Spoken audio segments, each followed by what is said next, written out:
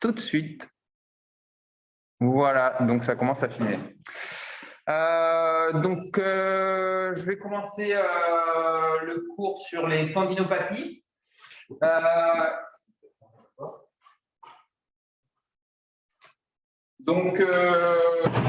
C'est un cours, c'est ça, destiné à, on va dire, aller aux internes en FST de médecine du sport ou aux capacités de médecine du sport, ou même aux étudiants APA ou kiné, ou déjà plutôt au kiné et APA, et requiert un certain nombre de connaissances, notamment par exemple le généraliste.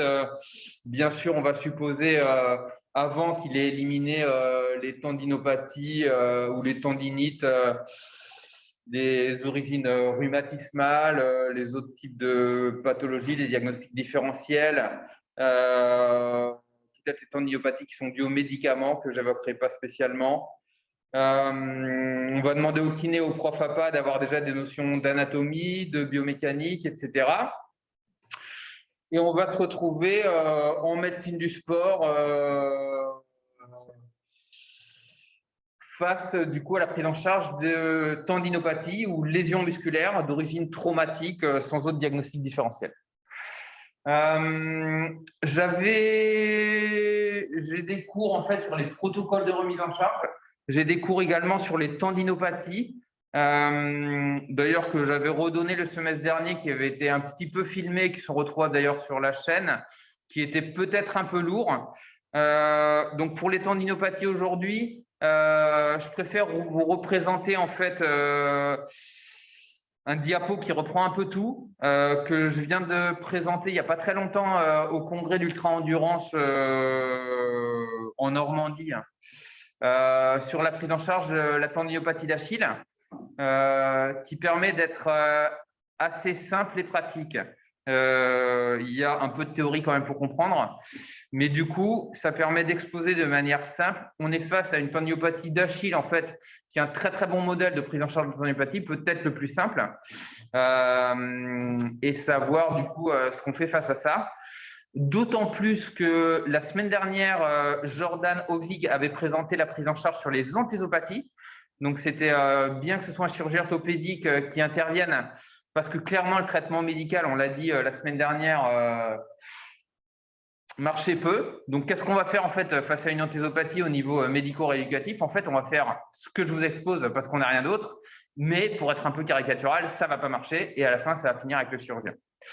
Inversement, pour les tendinopathies corporeales, ça va bien marcher et du coup, ça va être à nous de jouer et c'est le sujet du topo. Donc, c'est pour ça que sur la première diapo, si vous la voyez, alors du coup, bon, on a fondé quelque chose qui s'appelle Éruption avec Éric Lacroix et Nicolas Bouscaran qui va avoir pour objectif d'enseigner ce qui se passe en ultra trail. Donc, la tendinopathie rentre dedans. Et je me permets de citer aussi Simon Ray, qui est médecin maintenant et qui était mon interne. J'avais dirigé sa thèse, vous le verrez sur la prise en charge des PRP parce qu'il était intervenu en fin de diapo avec moi et du coup je vais présenter, on va dire, la fin de diapo qu'il avait présenté au cours de ce congrès. Du coup, le tendon d'Achille, bref rappel, c'est une partie du système suro-achilléo-plantaire. Il n'est pas complètement isolé au niveau biomécanique. C'est en fait l'élément en série dans le modèle de Hill. Du coup, l'élément contractile, ça va être le triceps sural. Et les éléments en parallèle, ça va être les aponevroses et le cytosquelette. Pardon.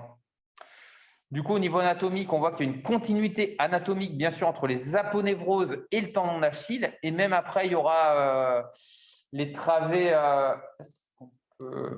osseuses en continuité, qui sont en continuité avec l'aponévrose plantaire. Et on aura, là, d'ailleurs, on voit très, très bien l'anthèse, qui est composée, on peut le séparer en trois parties. Une partie anthésique, une partie au niveau du périoste et une partie sésamoïdienne. Il y a beaucoup de pathologies du système suro-achilléo-plantaire qui ont des causes communes, même si tout se discute. On va dire que le Haglund, comme on l'a vu la semaine dernière, enfin, ou les anthésopathies, on va dire, peuvent avoir pour origine plutôt le conflit ostéotendineux et le tendinopathie corporelle, plutôt une origine de sursollicitation. Mais globalement, pour chacune de ces pathologies, on va pouvoir réfléchir un peu de la même manière. Voilà. Du coup, il y a des pathologies du triceps sural, du tendon d'Achille, du calcanéum, de l'aponévrose plantaire, même si bien sûr il y a des différences de prise en charge. Et du coup, on va parler voilà, au niveau du tendon d'Achille de ces types de pathologies. La maladie de Höglund, ça a été vu la semaine dernière, donc on va parler de la tendinopathie d'Achille. Au niveau biomécanique, à quoi ça sert? Ça a quand on contracte en concentrique, en fait, ça permet de se mettre sur la pointe des pieds, et en excentrique, ça permet de retenir le pied. Quand on court, on le voit bien, ça permet de diminuer le pic de réaction au sol, le pic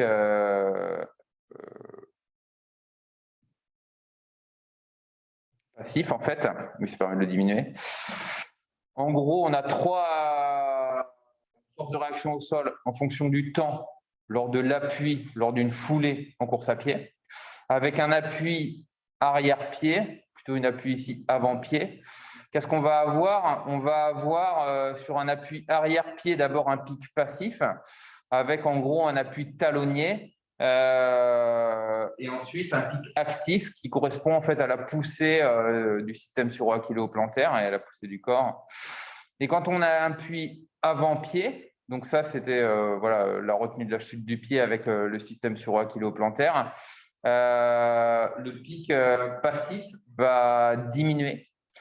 Et ce pic passif on a beaucoup parlé de lui, et ça a été, même si les études peuvent encore se discuter, mise en corrélation avec pas mal de pathologies, notamment ostéo-articulaires. Il a relativement été montré. Alors, c'est plutôt la pente du pic passif qui est corrélée aux problématiques de type fracture de fatigue, périostite ou alors douleur quand on a de l'arthrose. Sachant bien sûr que la course à pied loisir prévient de l'arthrose. Et du coup, alors,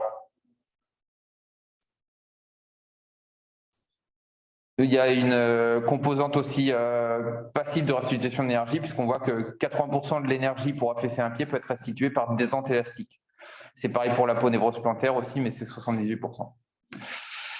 Et du coup, les contraintes vont être différentes sur le tendon d'Achille en fonction du geste et du mode de contraction. Donc, la contraction isométrique est peu sollicitante, dynamique un peu plus et pliométrique beaucoup plus. Du coup, quand on est blessé, en fait, on va commencer par des petites contractions. Et c'est pareil au niveau du geste. On va voir que quand on marche, on le sollicite peu. Quand on fait un footing, un peu plus. Quand on saute et quand on sprint, encore plus. Et du coup, il faut absolument parler, quand on aborde le tendon d'Achille, de mécanotransduction. C'est quoi ça? C'est le tendon d'Achille réagit et sa structure et son tissu se modifient en fonction des contraintes mécaniques. Alors ça, on l'a dit, on l'a redit, mais j'aime bien mettre des images pour bien le comprendre et pour voir que ce n'est pas qu'une vue d'esprit. Donc voilà un tendon en coupe microscopique, et on regarde, qu'est-ce qu'on a? On a des fibres de collagène et une cellule à côté du cytoplasme. Quand il y a des contraintes mécaniques qui sont mises sur le tendon d'Achille, la cellule ressent ces contraintes mécaniques. Comment? C'est pareil, c'était très très bien étudié. On zoome. Au niveau de la membrane de la cellule, il y a un cytosquelette qui va donner des informations jusqu'au noyau de la cellule avec l'ADN qui est là, et également des informations chimiques qui vont aller au niveau du noyau de la cellule. La cellule travaille, comme on l'a appris dans nos études, il va y avoir une synthèse protéique qui vont refabriquer du collagène. Donc en fait, on comprend très très bien comment les contraintes mécaniques modifient la structure tissulaire. Qu'est-ce qui se passe au niveau de la structure tissulaire? Tous les jours de notre vie, c'est un peu comme beaucoup d'organes, surtout en appareil locomoteur. Ça va être pareil pour l'os, le cartilage, les muscles. Il y a toujours un équilibre entre la dégradation et la synthèse. en fonction des contraintes mécaniques. En général, pendant l'activité sportive, ça va être pareil pour le muscle et même un peu pour l'os. Pendant qu'on fait du sport, ça se dégrade. Et après, quand on se repose, il y a une synthèse. Et dans les activités de la vie quotidienne, ça varie. Quand il y a une grosse sollicitation tendineuse, pour vous donner un ordre d'idée du temps, là, il y a la synthèse qui se fait en 1 ou 2 jours. Hop, la dégradation se fait pareil en 1 ou 2 jours. Et après, on aboutit à un état d'équilibre. Et du coup, si on a eu des bonnes contraintes, bien sûr, ça va se consolider. Si on a eu trop de contraintes ou pas assez de temps de repos, en fait, ça va se dégrader un peu plus. Du coup, pareil, au niveau cellulaire, on va avoir un équilibre entre destruction et fabrication. Au niveau de la déformation qui est possible, on voit que le tendon peut se déformer jusqu'à 2 à 4%. Au bout d'un moment, il va y avoir des ruptures microscopiques partielles. Et au-dessus de 12%, on va avoir une rupture macroscopique, une rupture tendineuse. Quand il y a une lésion, après, ça va se réparer. Donc, typiquement, on va parler d'abord d'une phase inflammatoire. Alors, bon, grosso modo, ça va dépendre, mais sur une rupture partielle à complète, ça va être à peu près cet ordre de temps. Et après, il va y avoir une détertion avec l'arrivée de macrophages, la réparation, la prolifération de ténocytes, la synthèse de matrices extracellulaires. Une fois que c'était fabriqué, il y a toute une phase de maturation qui est extrêmement importante, surtout en rééducation, quoique on a peut-être un peu trop incité dessus. Et des fois, on dit que les contraintes mécaniques, il faut les mettre lors de la phase de maturation. C'est essentiel, c'est essentiel. On l'a tellement appris et maintenant, on découvre quand même que les contraintes mécaniques, il faut les mettre aussi à ce niveau-là. Et que c'est un peu mieux. Mais bon, vraiment, on avait insisté là-dessus en se disant, du coup, il y a une remodelage du collagène avec une réorganisation des fibres, un renforcement des fibres. Voilà. Et du coup, les forces biomécaniques, donc elles augmentent un peu au cours de la phase d'inflammation, enfin, au niveau de la prolifération, mais au niveau du remodelage aussi, jusqu'à arriver à une solidité. Donc, qu'est-ce qui se passe au niveau cellulaire? Une destruction des fibres de collagène, une phase dite inflammatoire, ensuite une fabrication de matrices extracellulaires qui aboutit soit sur un tendon sans, soit sur une cicatrice. Et quand on a une cicatrice, on a des fibres de collagène altérées. Voilà. Alors, dans The Lancet, ils ont sorti cette année, je pense, un article sur les tendinopathies. Donc, bien sûr, l'article de référence sur ce qu'il en est. Vous pouvez le lire, je peux vous inviter à le lire. Donc, j'ai tiré ces images du Lancet. Du coup, c'est pour vous montrer qu'en fait, une tendinopathie, c'est des tendinopathies chroniques. C'est en fait un tendon qui est différent, un tendon qui est structurellement différent à cause de sursollicitation mécanique ou de mauvaise réparation, avec plus de vascularisation, plus de fibres nerveuses, des fibres de collagène altérées et des anomalies cellulaires également. Donc, c'est bien un état.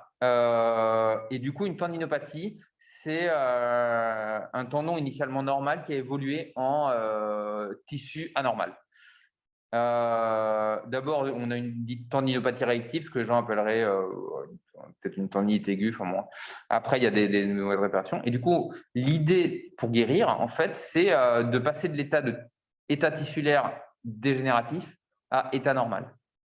Et quand on a un état normal, en effet, on met des contraintes, il s'adapte, il se renforce, il se renvoie, etc. Et du coup, le tendon va être de plus en plus fort. Donc, quelqu'un qui a, par exemple, couru un peu toute sa vie, etc., il va pouvoir aller n'importe quoi, par exemple, faire le grand raid avec des tendons solides. Quelqu'un qui n'a jamais fait, ça tombe, il va faire un 10 km et ça va être trop sollicitant et on ne va pas y arriver.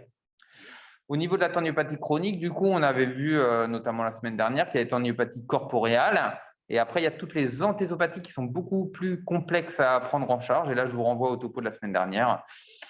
La bursite, pour moi, bon, c'était dans ce schéma, mais si vous voulez, c'est un signe associé aux anthésopathies. Ce n'est pas une entité au sens strict du terme. Et du coup, en gros, pour les tendinopathies corporeales, le traitement que je vais vous proposer, en gros, va bien marcher avec des bonnes preuves d'efficacité. Sur les anthèses, ça ne va pas bien marcher. En gros, on va séparer de manière extrêmement simpliste en soit tendinopathie corporeale distale, où c'est la partie distale du tendon qui souffre, et en gros, ça peut marcher. Soit il y a un réel conflit, et ben, du coup, tant qu'on n'a pas levé la cause, le traitement dit de cicatrisation tissulaire ne va pas bien marcher, puisque la cause va continuer à aggraver l'anomalie tissulaire, on ne va pas y arriver. Et quand, par exemple, on fait une IRM et au niveau de l'anthèse, c'est l'os qui souffre, par exemple avec un œdème osseux, alors déjà, il va falloir peut-être se méfier des pathologies rhumatismales et en plus, du coup, tout le protocole qu'on va mettre en charge pour consolider le corps du tendon, ça ne va pas bien marcher. La tendinopathie d'Achille, c'est un très bon exemple de pathologie de sursollicitation en fait, du coureur. Et c'est un très très bon modèle aussi pour décrire les tendinopathies, puisque c'est un modèle relativement simple qui arrive notamment en course à pied. On pourra prendre à peu près le même modèle, à quelques différences près, pour la tendinopathie rotulienne du sauteur, enfin en anglais c'est jumper's knee, qui est fréquent du coup plutôt en volleyball, en basketball surtout. Et c'est à peu près 20% quand même, que ce soit en course à pied ou en ultra trail, puisque à La Réunion bien sûr. C'est une terre d'ultra trail et pour parler de l'ultra, quand on fait même 1000 km, et bien du coup, on a plein de petites pathologies. Là, il y avait combien 32 participants, 19 finishers. En tout, à la fin, il y avait 64 lésions chez 29 coureurs. Ça, c'est le nombre de lésions et le nombre de coureurs atteints de ce nombre de lésions. Par exemple, il y a 7 coureurs parmi ces 29 coureurs qui ont eu 3 lésions. Il y en a un, il en a eu 5, il y en a un, il a eu 7, il y en a un, il a eu 9. Et c'est quoi ces lésions? Beaucoup de syndrome fémoro-patellaire. Hein. Et en 2, c'est tendinopathie d'Achille. Enfin, en gros, en 2, c'est toujours pareil, en trail, ultra trail, il va y avoir les pathologies des extenseurs, les périostites tibiales, syndrome de la bande latino-tibiale. Voilà pour la tendinopathie d'Achille. Alors, tout d'abord, sur la tendinopathie d'Achille, qu'est-ce qu'il faut faire et qu'est-ce qu'il ne faut pas faire? Ce qu'il faut faire, il faut bouger. Il ne faut surtout pas faire « j'ai mal au tendon d'Achille, je m'arrête, j'ai arrêté de courir, docteur ». Alors même, il y a beaucoup de gens qui viennent me voir en ayant à moitié honte.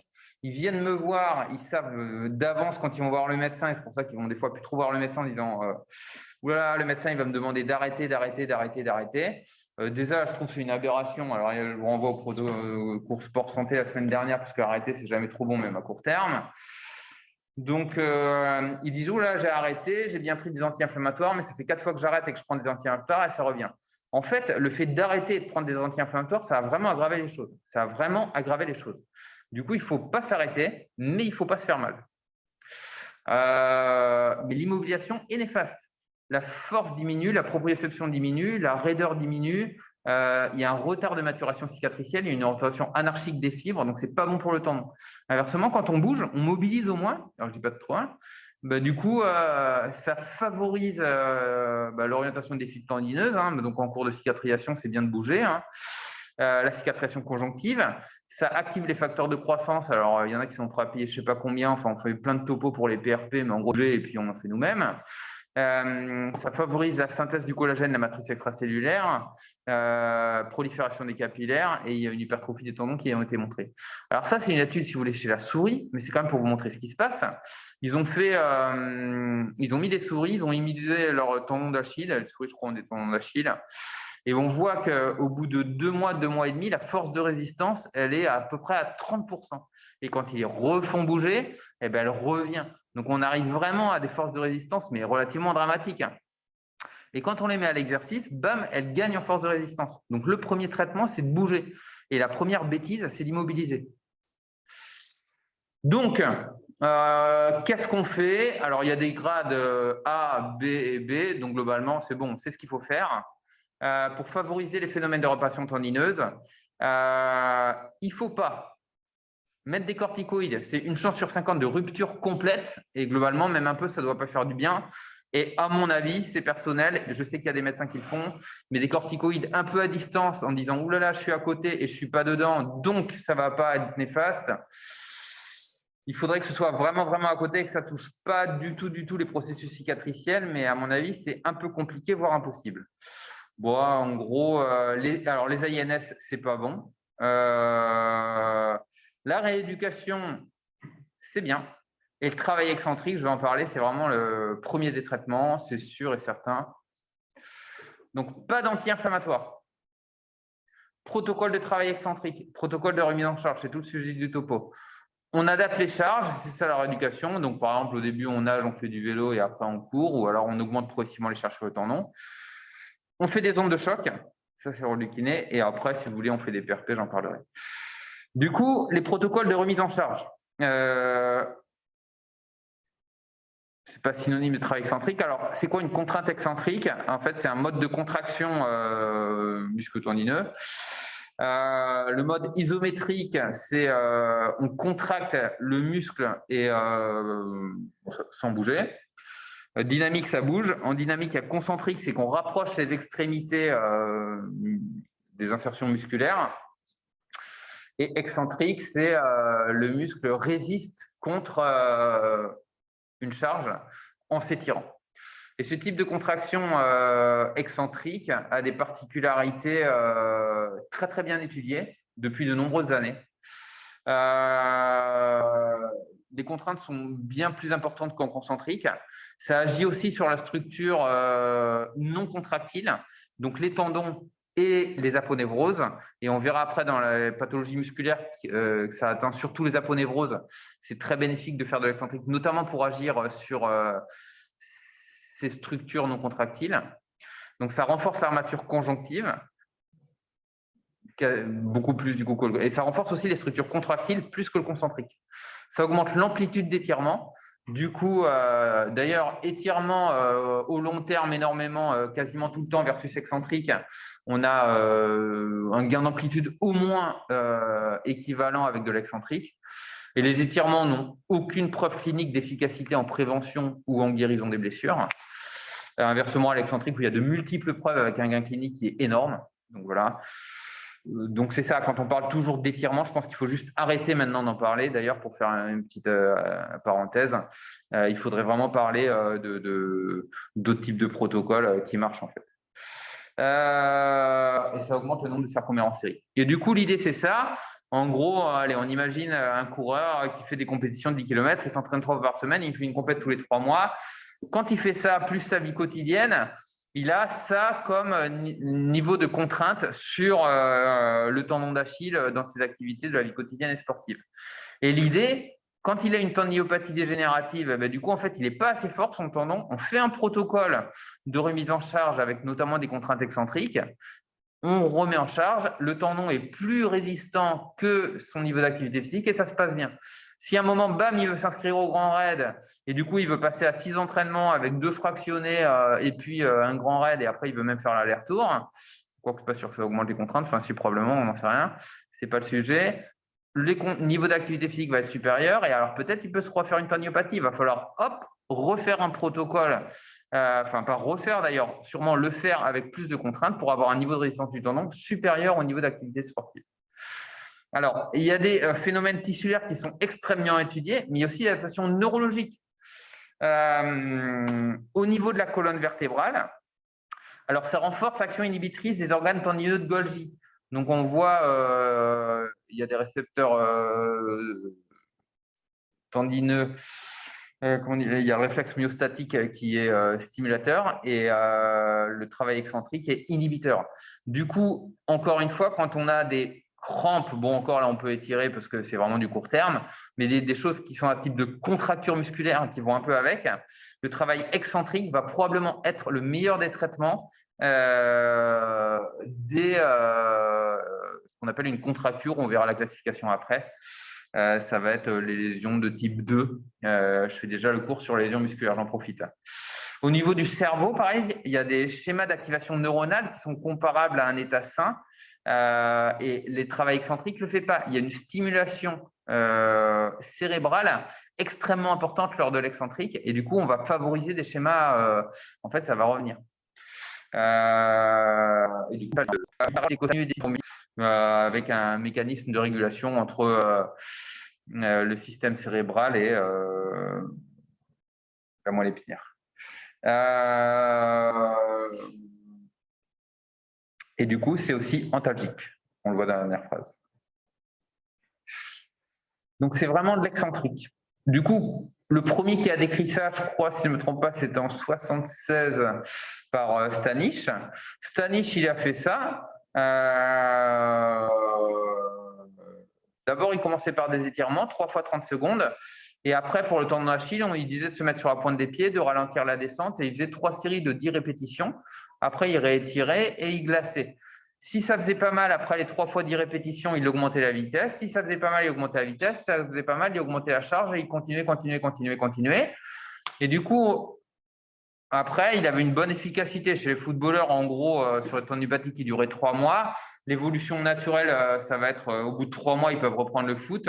Avec ce protocole, il avait à peu près 60% de reprise du sport. Donc, vraiment une efficacité prouvée.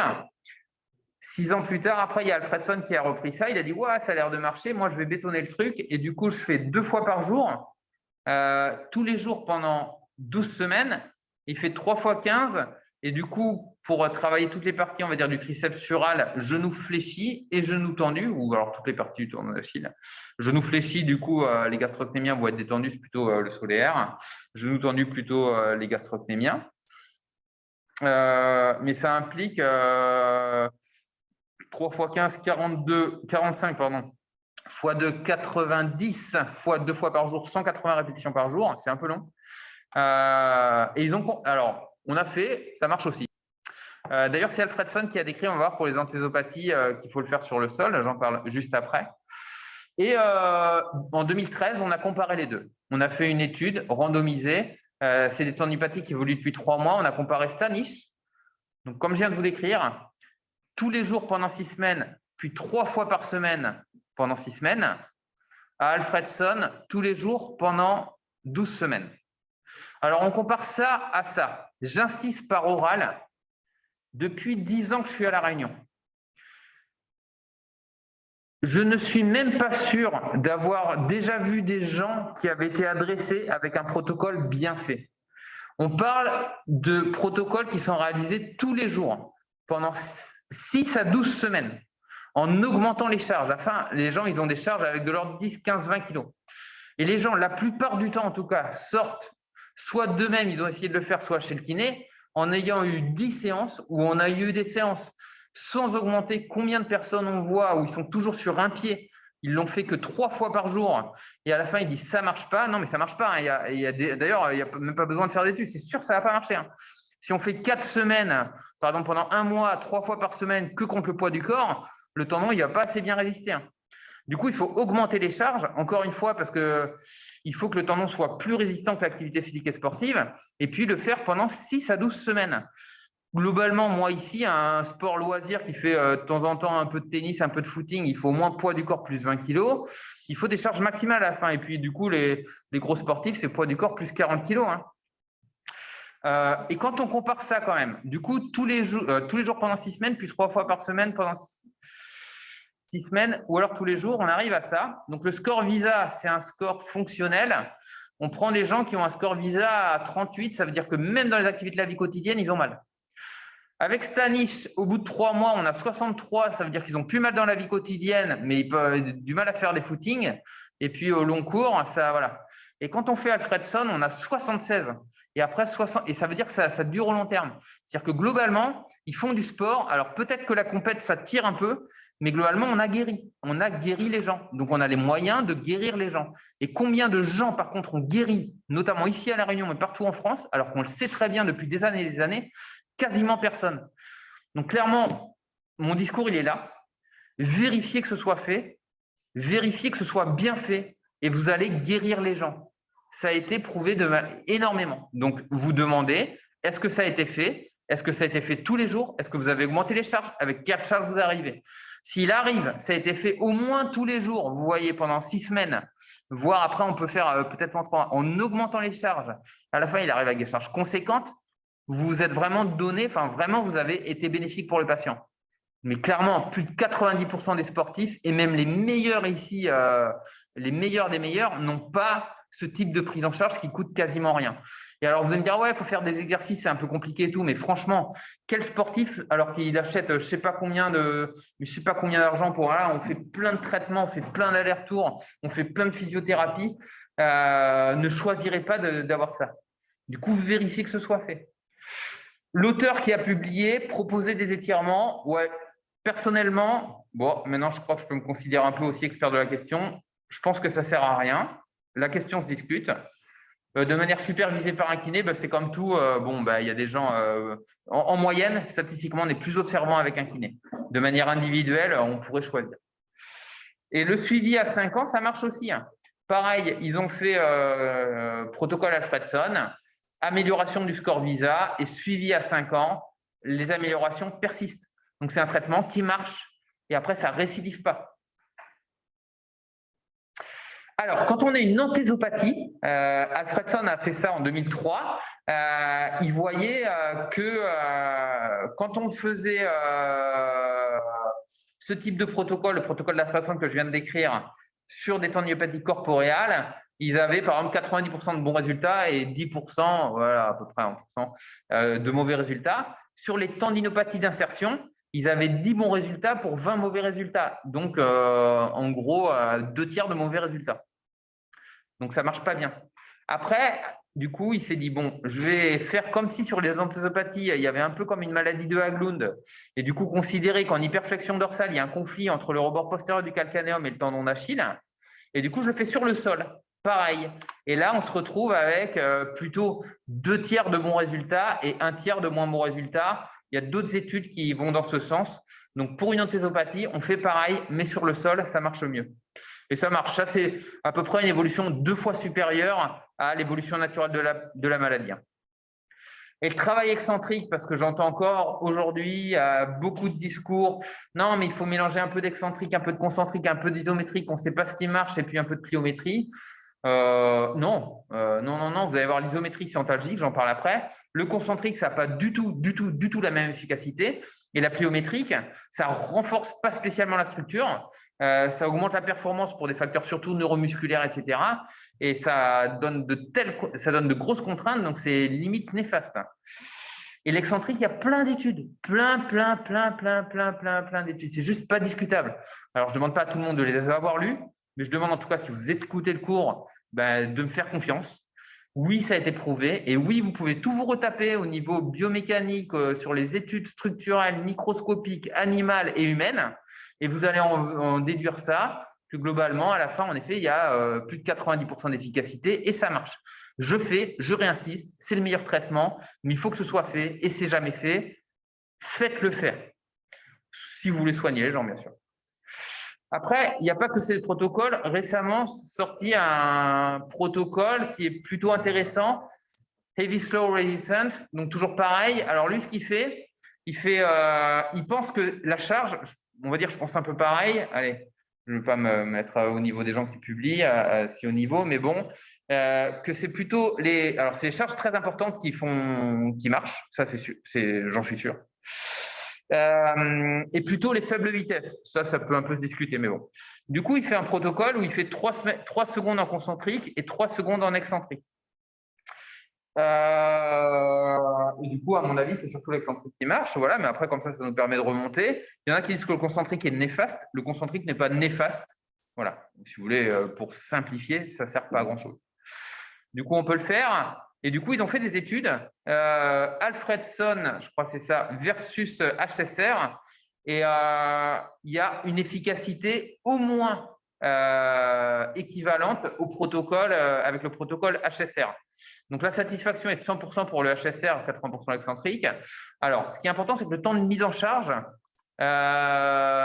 il est 2 fois supérieur pour l'excentrique. C'est un peu long. En gros, l'HSR, c'est beaucoup plus court. Surtout que lui, il se permet de le faire 3 fois par semaine, avec des très, très fortes charges.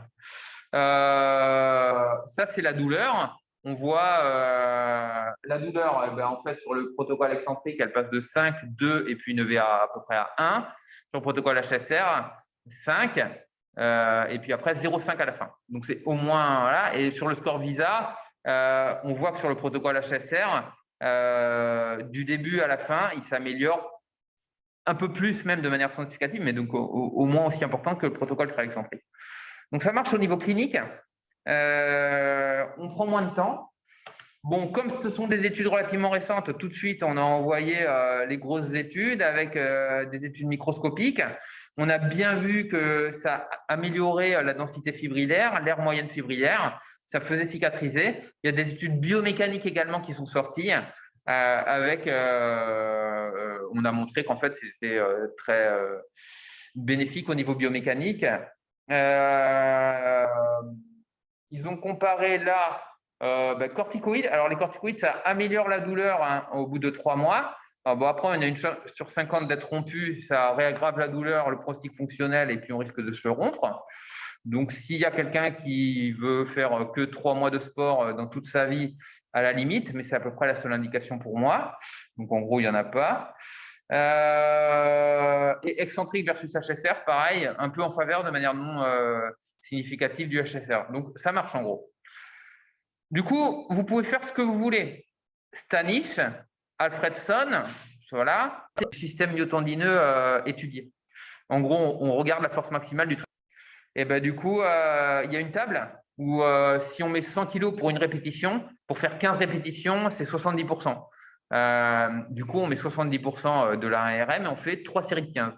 Semaine 2-3, on met, allez, peut-être ça va être 75%, après 78%. Après, 4 séries, 8 répétitions à 80%. Et à la fin, on finit voilà, avec 4 séries, on fait 6 répétitions à 90% de la charge max. Et du coup, ça permet vraiment de voir qu'on met des charges. Il y a le même protocole pour le tendon rotulien. Et le dernier protocole, qui est le protocole de Silbert-Nagel, que j'ai là, bon, peut-être qu'on peut voir sur la diapo. Moi, je l'ai traduit en français. C'est celui qui a le plus été étudié. Donc, pareil, il y a des bénéfices cliniques, biomécaniques, structurels qui ont été montrés. Et tout a été décrit. Là, ils mettent beaucoup de choses. Donc, d'un point de vue pédagogique, ce n'est pas très intéressant parce qu'on ne comprend pas ce qui marche. Mais au niveau clinique, c'est très intéressant parce que tout est extrêmement décrit. Il fait d'abord flexion, extension des orteils. Après, il fait flexion, extension assis, puis debout. Il fait un peu de travail de proprioception. Il mélange beaucoup de choses. Mais à la fin, c'est intéressant. Et ça permet de faire un peu tout en suivant de manière extrêmement stricte un programme qui est déjà tout fait, dans lequel il y a des contraintes excentriques. Alors, l'isométrique, on en parle. La première fois qu'on en parlait d'ailleurs de manière orale, c'est « Ah là là, il paraît que l'isométrique, ça marche ». Alors, ça ne veut rien dire que ça marche ou ça ne marche pas. Voilà, tac, ça m'a énervé. Ça marche pourquoi, où, comment et qu'est-ce que ça fait? Eh bien, je vous le résume. L'isométrique, ça permet de diminuer les douleurs pendant 1 heure. Du coup, c'est assez… Bon, on peut s'en servir comme on veut. On va dire, c'est comme de la glace, hein, c'est antalgique pendant 1 heure. Ça augmente un tout petit peu, au niveau biomécanique et structurel, ça joue un petit peu, mais c'est insignifiant par rapport à l'excentrique. Du coup, là, ils ont fait un protocole où, en effet, ils ont regardé sur le VA, ils ont pris des 6 joueurs de volley, bon, c'est pas beaucoup, ok, avec une tendinopathie patellaire, là, bon, même principe. Et du coup, ils ont fait de l'isométrique. Et après, ils ont regardé le VA, du coup, elle est franchement diminuée juste après l'isométrique et 45 minutes après. Inversement, quand on faisait d'autres types de protocoles de contraction, ça ne diminuait pas trop la douleur. Et du coup, la force maximale était un peu améliorée juste après avoir fait de l'isométrique. Donc, c'est intéressant pour s'en servir à court terme. Donc, ça peut être un outil chez le kiné ou un outil en rééducation qui va permettre de diminuer la douleur et d'améliorer la force pendant 1 heure. Du coup, on peut s'en servir. Ça va permettre peut-être de mieux travailler, de refaire du vélo, de soulager la douleur, etc. Ou de jouer. Alors, pour les sportifs très compétiteurs, il joue en NBA, il a très mal, on fait de l'isométrique. Après, il peut jouer 45 minutes sans avoir mal. Bon, on peut s'en servir. Mais c'est ça que ça fait. Ça ne fait pas cicatriser, ça ne fait pas… Voilà, vous avez compris. Pour les protocoles, alors d'autres, hein, voilà, type d'études, hein, ça a été revu. Et alors là, ils l'ont fait pendant 4 fois par semaine pendant 4 semaines pour voir ce que ça a amélioré. Et la première semaine, ils avaient quand même moins mal les joueurs. Du coup, ils s'en servaient un peu tout le temps dans la journée. Donc, on peut s'en servir en gros pour le sportif, visée antalgique, voilà. Après, sur 24 séries, par exemple, pour ceux qui veulent les protocoles de 10 secondes ou 6 séries de 40 secondes, c'est à peu près pareil. Bon, voilà, on n'a pas de protocole encore, on va faire les études. Et du coup, revue de la littérature. Donc, Les exercices isométriques semblent plus efficaces durant la période compétitive pour soulager les douleurs à court terme. Pourquoi je dis ça? Parce que, par exemple, c'est en NBA, ils ont fait les meilleures études sur les protocoles de travail excentrique. Quand les joueurs ont, parce qu'il y a un énorme pourcentage une grande fréquence de tendinopathie patellaire, notamment chez les basketteurs en NBA, et du coup, si on rajoute à leur charge d'entraînement, qui sont extrêmement conséquentes, faut-il le dire ainsi, pendant la période compétitive, si on rajoute un protocole de remise en charge, un protocole excentrique, ça améliore pas parce qu'il y a trop de charges en fait. Il y a déjà beaucoup de charges et du coup, en rajouter encore, ça marche pas. Inversement, en NBA par exemple, quand ils se reposent de manière relative pendant l'intersaison parce qu'ils font toujours un peu de sport, là, on rajoute un protocole de travail excentrique et là, on a abouti à une amélioration tendineuse. Du coup, pendant la compète, ce n'est pas le moment. S'ils doivent jouer, ils jouent et ça ne sert à rien de faire un protocole de travail excentrique. Et l'isométrique soulage la douleur. Donc, on peut faire ça. Inversement, les protocoles HSR ou excentriques apportent une amélioration de la fonction à long terme. Donc, on fait cicatriser le tendon. Alors, si on ne fait rien, alors là, on dit qu'on fait cicatriser le tendon, mais ce qui est important, c'est d'introduire ce qu'on appelle un contrôle neuromoteur. Que c'est pas vraiment synonyme, mais bon, ça peut se rapprocher de la proprioception, où c'est intégrer en fait la structure dans la fonction, si je puis m'exprimer ainsi. Du coup, si on fait que renforcer la structure tendinique comme je viens de vous le proposer, à la fin, on va pas. Donc voilà, les caractéristiques du tissu sont améliorées, mais on ne va pas réussir quand même à avoir un geste favorable. Si on fait que du travail du geste sans renforcer la structure, du coup, en fait, ça va pas, le tendon ne sera pas assez fort. Du coup, on fait les deux, on renforce la structure et on fait du contrôle moteur. Et à la fin, on y arrive. Donc, ça nous donne quoi? Ça nous donne ça. Donc, le concentrique et l'excentrique sont qu'un temps de la réhabilitation. Et le programme de rééducation comprend aussi des exercices. Après, on va mettre de la vitesse parce que les gestes sportifs sont d'ailleurs bien plus rapides que les protocoles de rééducation. Par exemple, en isocinétisme, on ne peut pas faire beaucoup plus que 240 degrés par seconde. Les gestes sportifs, ça va être du 300 degrés par seconde. Et après, on fera de la fonction, de la vitesse et à la toute fin de la pliométrie. Et on va mieux y arriver. Donc, on a fait des études comparatives. En gros, tendinopathie patellaire, on fait du travail excentrique.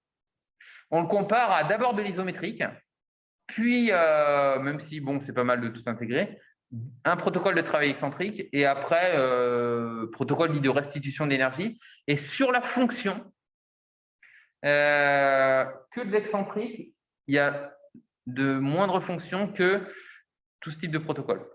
Du coup, c'est intéressant. Mais pourquoi j'ai fait ce topo? J'ai souvent un discours, oui, on ne sait pas ce qui marche, il y a un peu tout qui marche parce qu'à la fin, les gens, ils n'arrivent pas à séparer les choses.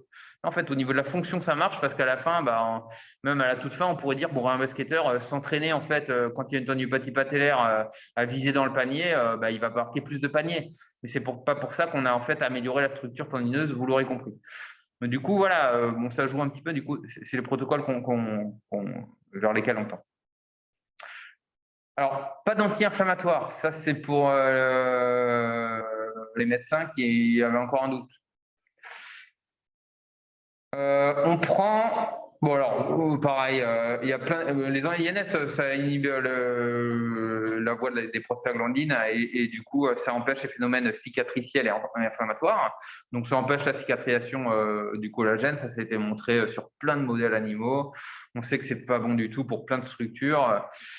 Et c'est pas bon pour les tendons. Mais au niveau clinique, qu'est-ce que ça donne? Parce que dire c'est pas bon, pareil, on dit les corticoïdes, c'est pas bon pour l'articulation. Mais bon, est-ce qu'il faut faire une injection par jour pendant 200 ans pour que ce soit néfaste cliniquement? En ces cas, on pourrait quand même faire des injections de corticoïdes.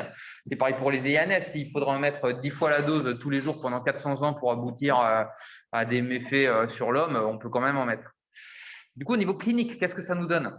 Donc, on prend 15 hommes, on met des anti-inflammatoires versus du placebo. Bon, comme ça nous fait une bonne étude. Ils courent 36 km. C'est des gens qui ont l'habitude de courir. Après, on mesure la synthèse de collagène. Donc, c'est dans le groupe placebo. Juste après une fois de la course à pied, sur la synthèse de collagène, il y a déjà une synthèse de collagène. Dans le groupe INS, après une fois de la course à pied, 3 jours après, il n'y a pas de synthèse de collagène.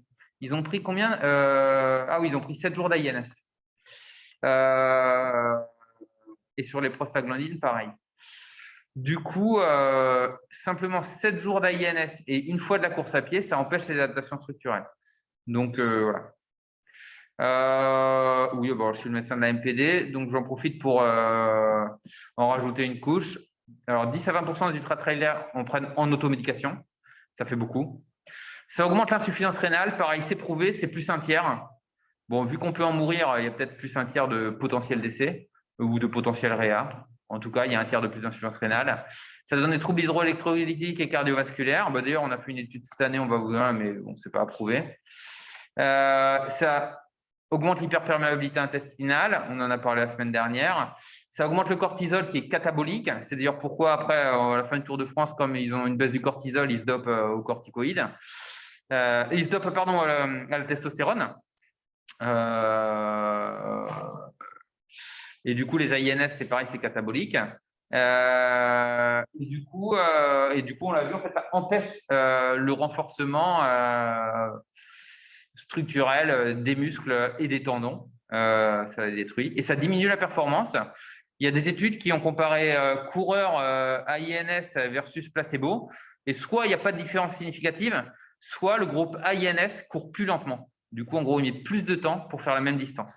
Du coup, ça diminue même, voilà. Ça ne diminue pas les douleurs dues au DOMS. Voilà. Les gens, des fois, ils en prennent.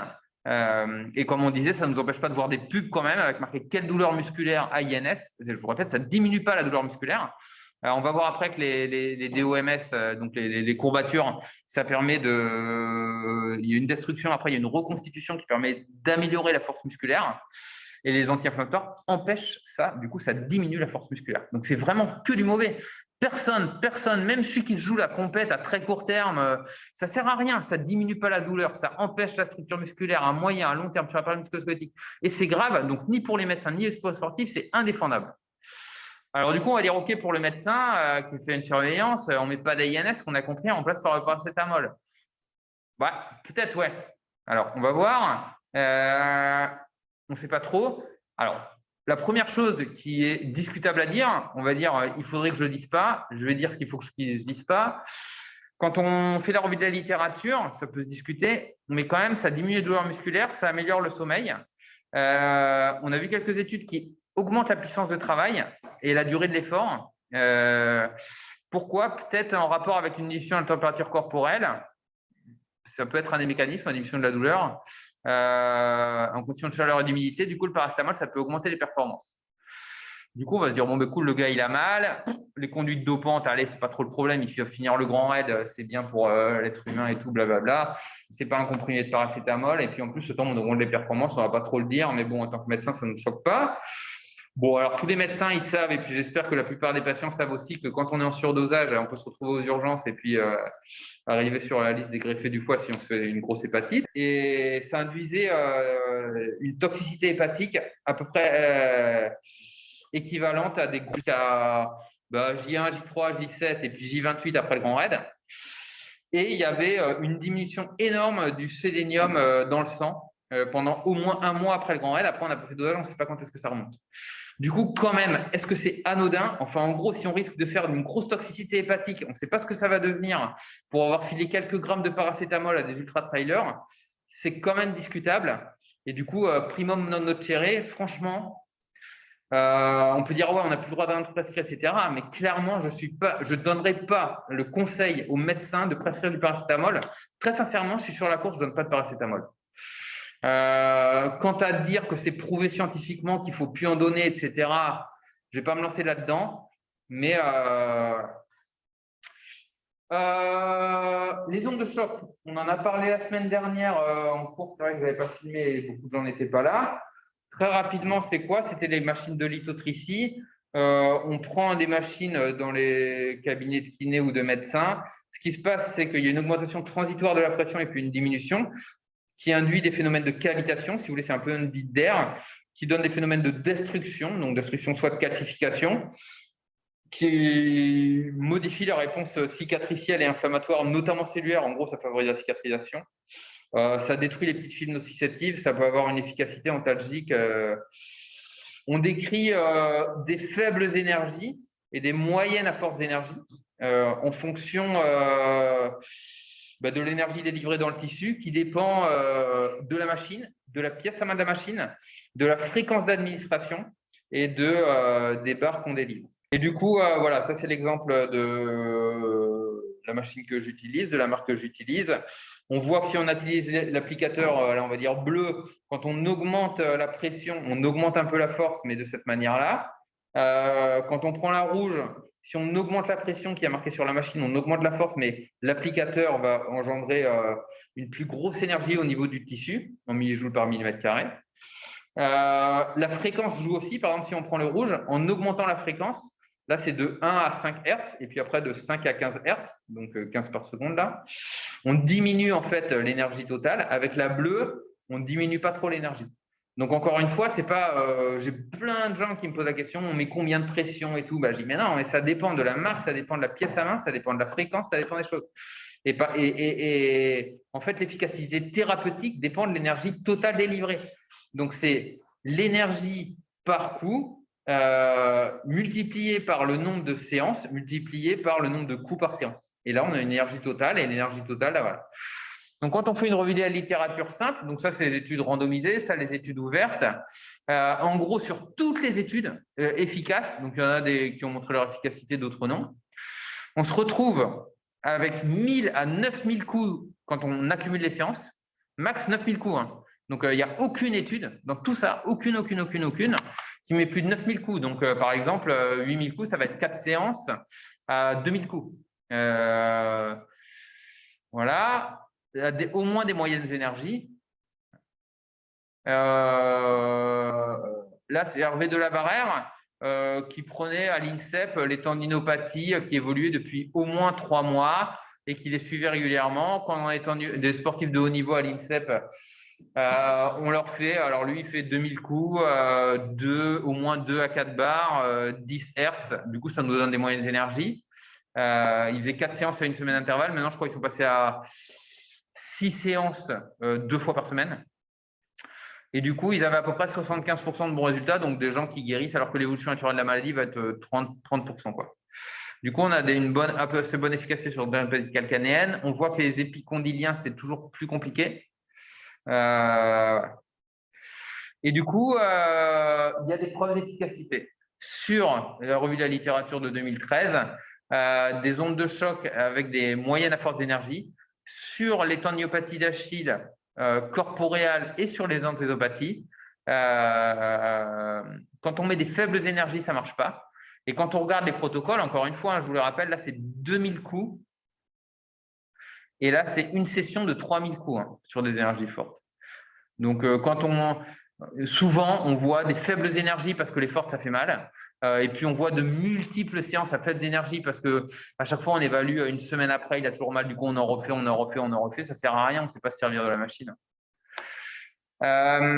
Et du coup, on en fait plutôt sur les tendinopathies chroniques quand ça évolue depuis, en tout cas, moins d'un mois. Il n'y a pas vraiment d'indication. Bon. Et du coup, onde de choc plus travail excentrique, ça c'est un truc qui date un peu, ça marcherait mieux, en consensus. On fait là où ça fait mal, alors soit on fait à la palpation, ça suffit largement pour les tendinopathies Achille, les tendinopathies rotuliennes, les aponévroses plantaires. On peut céder de l'échographie si on veut, ou des radiographies s'il y a des classifications sur une tendinopathie de coiffe, par exemple, pour la radiologue. Qu'est-ce qu'il ne faut pas faire? Si on a par exemple sur une tendinopathie achite une grosse bursite rétrocalcanéenne comme ça à l'IRM, en effet là cliniquement c'est compliqué, mais voilà, on va pas faire ça sert à rien de faire cicatriser le tendon. Sur une bursite ça va pas faire grand chose, ça sert à rien, ouais. Et sur un agloun comme on a vu, entre la chirurgie et les ondes de choc, c'est vrai que la chirurgie est plus risquée, du coup on peut toujours faire, mais bon, on risque de faire mal pour rien, donc il faut au moins le dire aux patients, je pense. Si vous voulez, on tente le coup, on ne sait pas ce que ça va faire sur vous, mais on n'a pas levé la cause, ça va peut-être servir à rien. Si le gars il dit ouais, j'en ai rien à faire, ou la fille ouais, je suis parti, on peut toujours faire, hein, mais il n'y a pas de contre-indication, ça ne sert à rien, et le traitement il va être chirurgical. Je vous renvoie au topo de la semaine dernière. Ce qui sert à rien et ce qu'on voit, c'est pareil, c'est plein de séances. Mais c'est pas plus on en fait, plus ça marche, là, encore une fois. Mais c'est vraiment une méconnaissance totale des choses. C'est pas plus on fait de séances de kiné, plus ça marche. C'est pas plus on fait du sport, plus ça marche. C'est pas plus on donne de médicaments, plus ça marche. C'est vraiment un raisonnement vraiment nul, ouais. Du coup, non. Et alors, pareil, même on voit, comme je disais, sur YouTube, des multinationales dans plusieurs langues qui nous sortent ce petit protocole sur une tendinopathie corporelle d'Achille. Il dit blablabla, chaîne biomécanique, n'importe quoi, discours pseudo-scientifique. Et du coup, il tape sur le triceps sural. Ça sert à rien. Enfin, autant que si vous voulez du massage du triceps sural, vous mettez du key-tape, faites ce que vous voulez. Mais les ondes de choc, l'idée est l'efficacité prouvée sur des fortes énergies localement à ce niveau-là.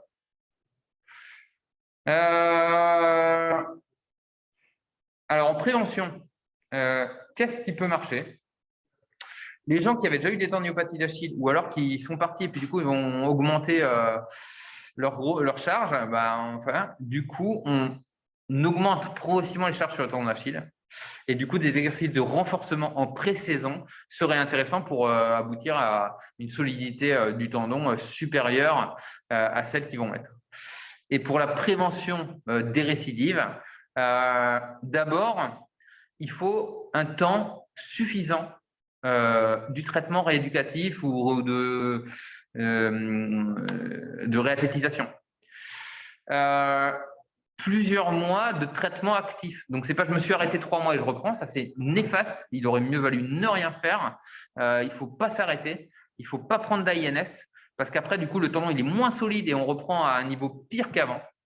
Donc, il faut reprendre progressivement, mais globalement, on ne va pas y arriver non plus en un mois. Il ne faut pas rêver non plus. Il faut savoir qu'on y va. Du coup, il faut adapter avec le sportif et le patient. Et en plusieurs mois, mais après, on va y arriver. Après, on y arrive. Après, on guérit, quoi. Donc, c'est la seule et unique solution. Voilà. Il ne faut pas dire, ah ouais, ben moi, j'étais magique. Le gars, il avait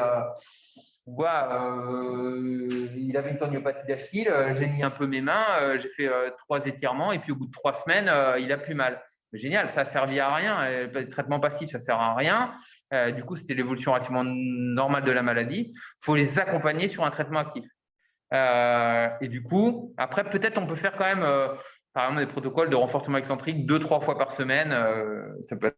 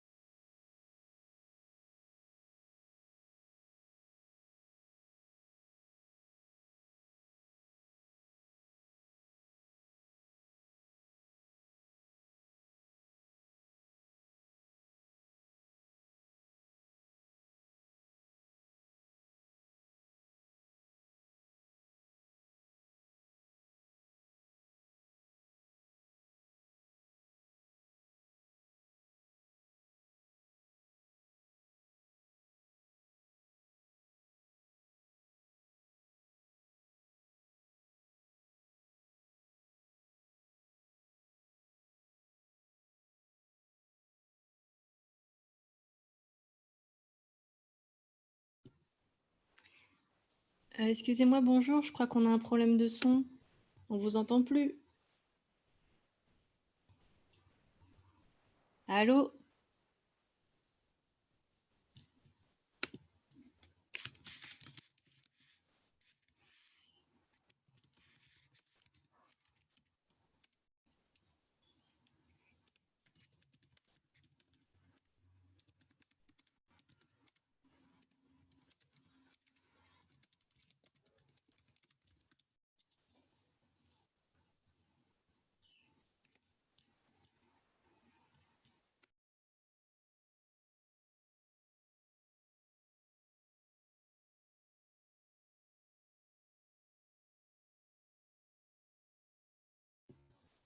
Est-ce que vous m'entendez?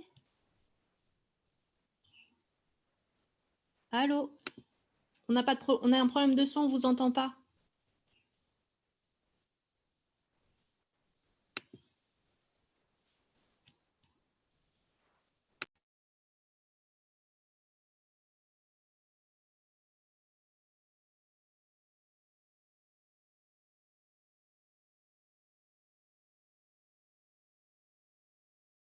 qui ont fait des footings, on augmente de plus. Sport en trail, des sites qui vont tous se reconnaître d'ailleurs.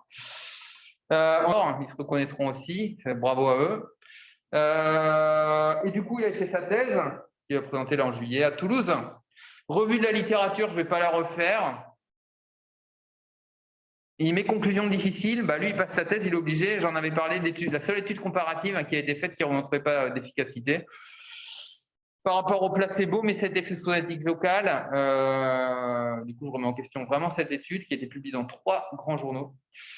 L'idée, c'était, il a téléphoné à tous mes patients, en fait, de 2016 à 2019.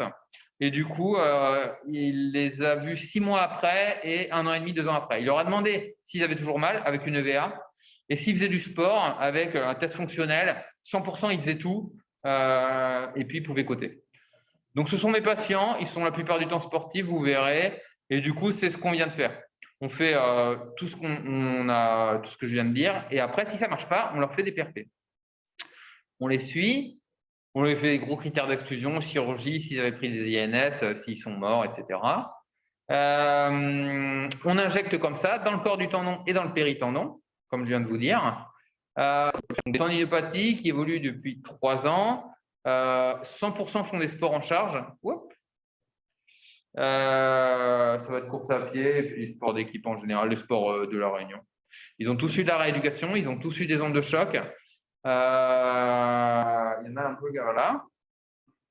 Et du coup, on a ça. Alors, pour les tendinopathies d'Achille, en haut à droite, en gros, on vient de voir un peu ce qu'ils avaient. Pour les aponevrosites plantaires, c'était à peu près pareil.